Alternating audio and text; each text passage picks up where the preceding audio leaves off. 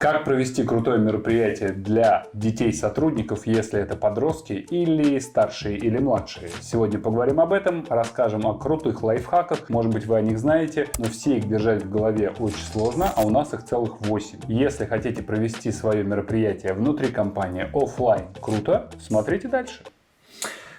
Да. Почему вообще компании делают какие-то мероприятия для сотрудников и для детей? И здесь туча разных причин, в которые мы не будем погружаться, но это может быть и про HR, и про воронку рекрутмента, и про разные слова. Но самое важное, эти мероприятия происходят, и если раньше подразумевалось, что день семьи, вот этих вот мы позовем детей с родителями, заканчивается где-то в 7, 8, 9, 10 лет, то последнее время компании все чаще приглашают внутрь к себе еще и подростков, как младших, так и старших, с родителями или без. Но если с детьми мы уже более-менее разобрались, то с подростками все работает немножко по-другому. Мы пойдем от самых простых до самых сложных, на наш взгляд, от самых понятных до самых непонятных фокусов внимания, идей, каких-то там штук. Того, на что обратить внимание. Первое, о чем было бы классно позаботиться, это выбрать дату, когда же это мероприятие будет происходить, и сделать так, чтобы аудитория, которая к вам придет, родители и, что самое важное, дети, об этом узнали, а потом еще и не забыли. Соответственно, самой простой напоминалкой для вас будет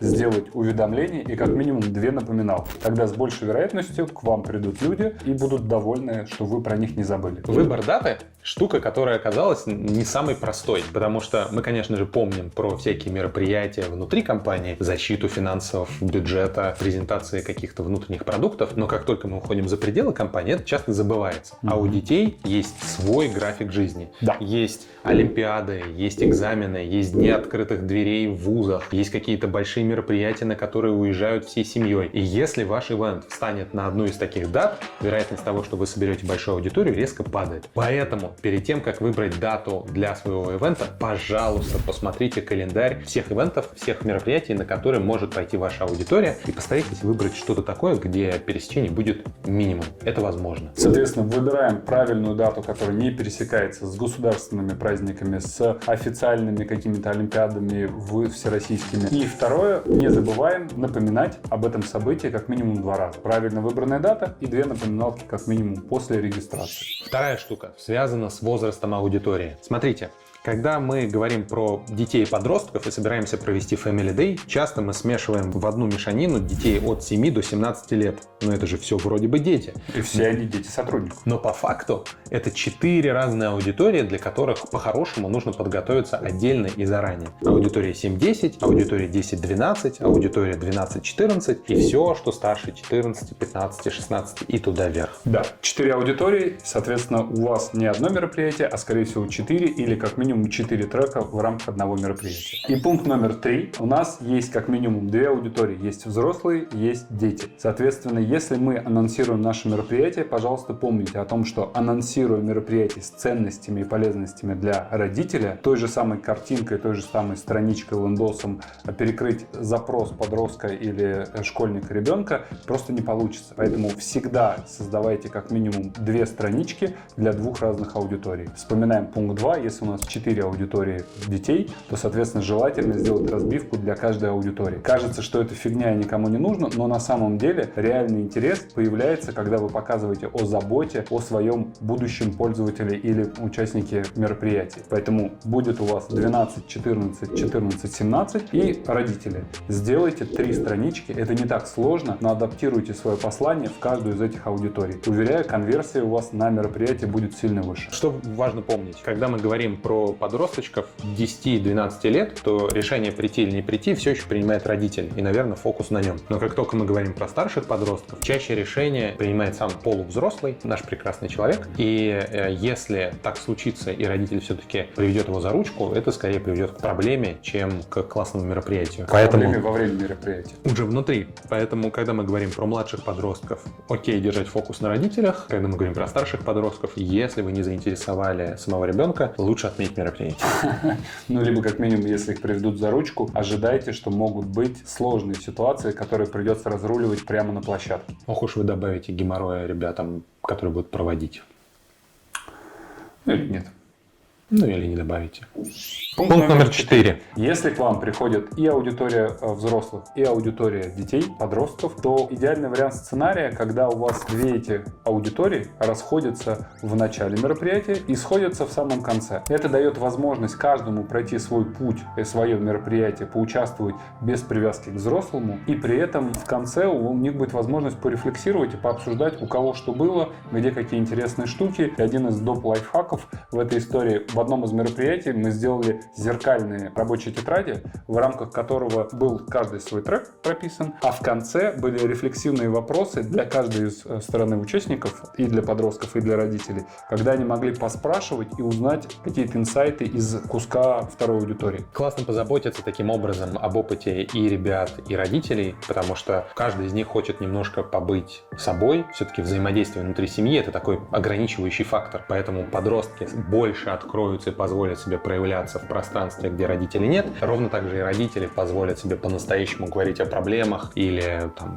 о трудностях во взаимодействии со своими детьми в пространстве, где этих детей нет. Поэтому позаботьтесь о своих аудиториях. 2 трека лучше, чем 1. Точно да. Пункт номер 5. Все любят мерч. Все обожают мерч. Дети, взрослые, подростки, даже наши бабушки очень любят мерч, потому что мерч — это то, что ты можешь использовать, это халява, это круто. Вы точно делали мероприятие, поэтому как делать мерч мы вам не будем рассказывать. Но мы расскажем вам, как можно сделать мерч, который точно зайдет подросткам. И здесь есть 2 блока. 2 важных фокуса. Если вы хотите, чтобы это было прям очень круто и очень запомнилось, и потом ваш мерч стал еще дополнительной активацией, напоминалкой о том, что было, а возможно еще и распространял молву о том, как это круто было. Пункт номер 1. Чем актуальнее будет вещь, тем больше она будет использоваться участником вашего мероприятия в течение ближайших 1-2 месяцев. В качестве примера самый популярный на данный момент сериал на Netflix под названием «Игра в кальмара». «Игра в кальмара», Squid Game. Интересный факт. Есть неприметная штука. Это тапки всех участников этой игры. Оказалось, что эти тапки супер-мега популярный мем. Люди вдруг захотели эти тапки, и, о боже, оказалось, что это тапки компании Vans, продажи которых за следующую неделю после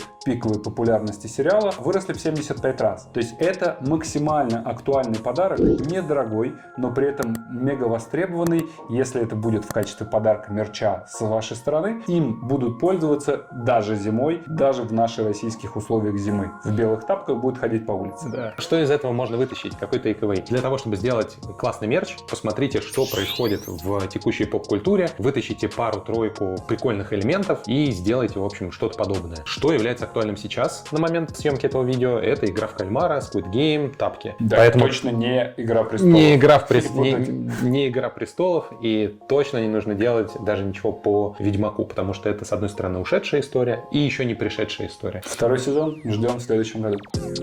2 блок. Это про применение того мерча, который вы запроектируете. Со стороны тех, кто придумывает мерч, кажется, что футболка или ручка или какой-то календарь может быть полезен, но со стороны пользователя это не всегда так. Поэтому в очередной раз посмотреть, а как именно в обычной жизни человек может пользоваться этой конкретной штукой, может стать поворотным моментом и выбором для человека. Он это себе вообще сохранит или оставит в урне рядом с выходом со самого мероприятия. Как один из лайфхаков можно посмотреть самые популярные супер простые вещи на Алиэкспрессе, на Wildberries, на Озоне. И эти хитовые штучки означают, что сейчас их покупают чаще всего. Сделайте уникальными эти хитовые штучки, и это уже будет неплохой мерч. То есть это то, что прямо сейчас актуально и популярно. Пункт 6.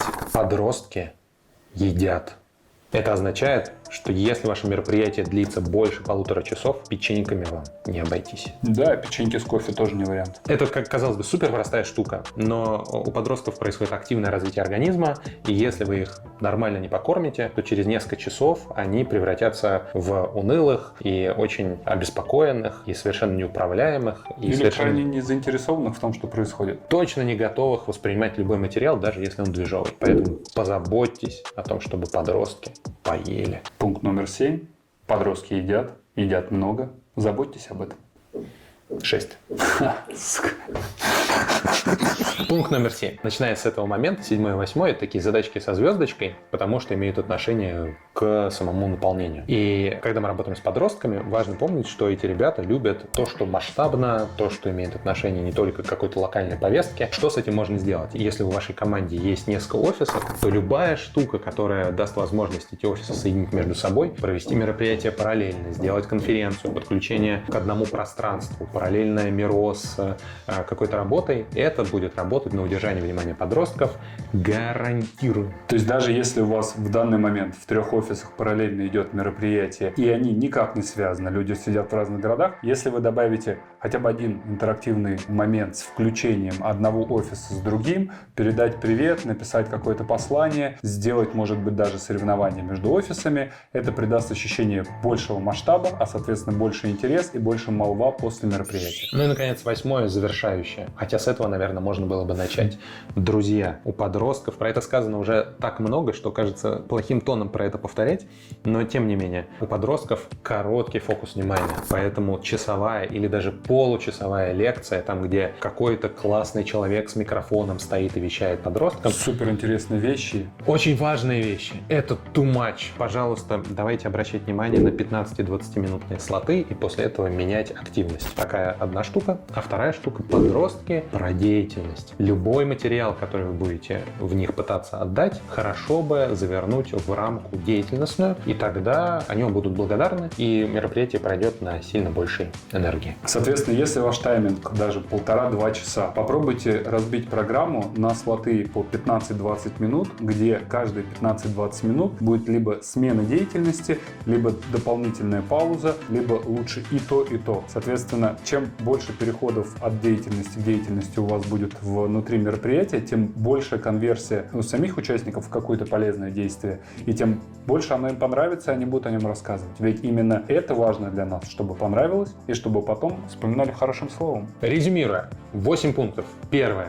Выберите дату, обратите внимание, чтобы не попало ни на что конфликтующее. Второе. У вас точно не 2 аудитории. Если мы говорим о детях, то их как минимум 4. 7-10, 10-12, 12-14, 14-17. 4 аудитории, не 2. Третий пункт. Разная коммуникация. Если вы хотите поработать с детьми разных возрастов, то для каждого из них должно быть собрано свое послание, которое ему будет интересно. И не забудьте про родителей. 4-й пункт говорит нам о том, что треки родителей и детей желательно разделить в начале и соединить в конце. 5. Все любят мерч, и классный мерч вплетает в себя актуальную поп-культуру. Про это классно помнить. Пункт 6. Подростки едят. Приготовьте еды, нормальной еды, если мероприятие больше 1,5 часов. 7 пункт. Если у вас есть несколько офисов, которые можно объединить между собой, сделайте.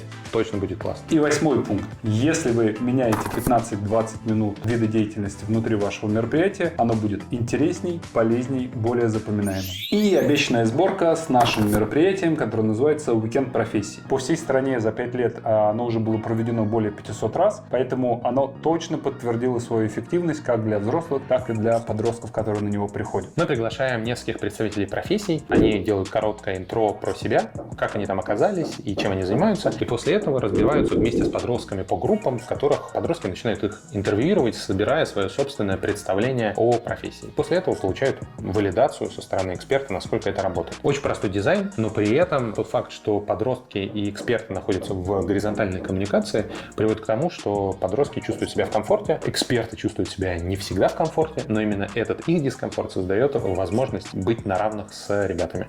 Классно работает. Коротенько о механике. 4 взрослых презентовали себя. После этого разбились по группам равным с ребятами. Презентуются 20 минут. После этого каждая смена групп происходит каждые 20 минут. То есть у каждой группы есть возможность позадавать вопросы и сформировать свое представление о том, что это за профессия. В конце мероприятия на маленьких стикерах появляются ответы взрослых, из которых и появляется образ той самой профессии. То есть все мероприятие — это интерактив, общение взрослых и подростков. И результатом тот самый образ профессии, карта профессии, которую не взрослый обрисовал для подростков, а образ, который родился из вопросов подростков, и теперь он максимально четко отвечает на запрос из жизни подростка. Это второе наше видео. У нас будет еще как минимум 256, в которых мы будем рассказывать о нашем опыте, как мы создаем мероприятия, как мы делаем программы. Но Но если вам понравилось то, что мы говорим, подписывайтесь на наш канал. Мы молодой канал, мы молодые, умные, классные ребята, которые хотят делиться с рынком опытом про создание образовательных решений и проектов.